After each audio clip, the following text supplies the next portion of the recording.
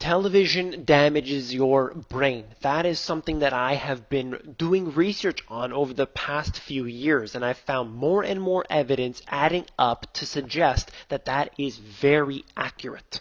What I want to talk to you about today isn't exactly 100%.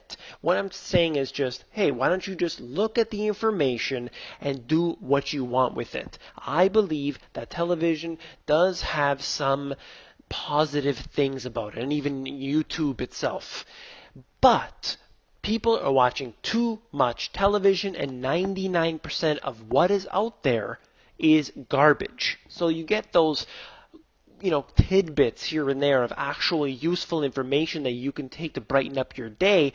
But unfortunately, most of the information out there is garbage. Let me go on to one thing, and that is children who watch too much TV may have damaged brain structures. And I'm talking about the area in the frontal lobe actually has more gray matter for those who watch more television. Now, does this mean if you watch TV, it's going to destroy your brain? Not directly and not necessarily. But the more television you watch, the worse off you'll be. And I'll get into a few reasons why. Let's take a look at this.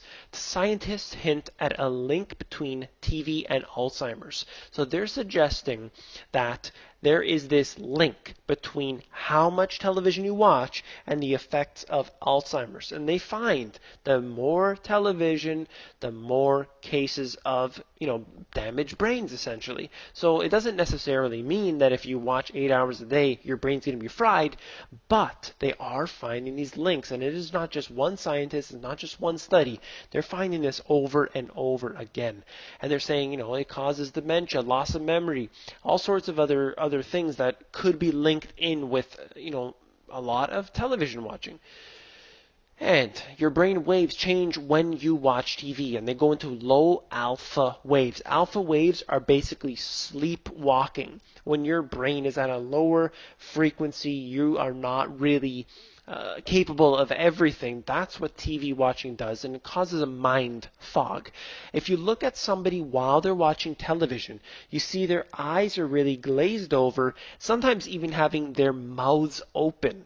It is actually very much zombie-like. You can see this in reality, and especially you will see this especially on young children. Watch them as they watch the TV, how they are zoned out entirely. And when you try to get their attention, this goes for anybody really, try to get their attention, you could be talking for 5 minutes, they wouldn't know the difference because they are in this alpha waves state.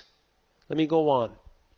Overload of screen time causes depression in children. They're finding this because of not just the content, which I'll get into in a second, but actually what it's doing. And of course, if you're in this sleep state all the time, you're not enjoying the outdoors. You're not really playing as children would be normally. And it's not just children necessarily, although this article specifically is. I'm talking about regular people. They're not going out, they're not sharing, having this social interaction with people. Instead, they spend time when they're sitting directly beside their family member. They're not speaking to them. They're watching the television.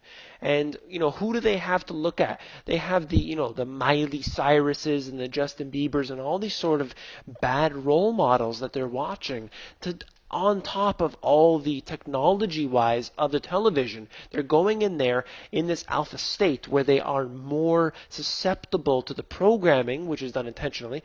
They're more susceptible to that, and then they receive nothing but bad things like all the violence and the sexual content and all these sort of things instead of going outside, enjoying the fresh air, and playing as they normally would. There's so many more benefits of being outdoors because there's a social interaction with other people. They're walking down the street, they're seeing other people. Instead, they're inside and they're in this alpha state.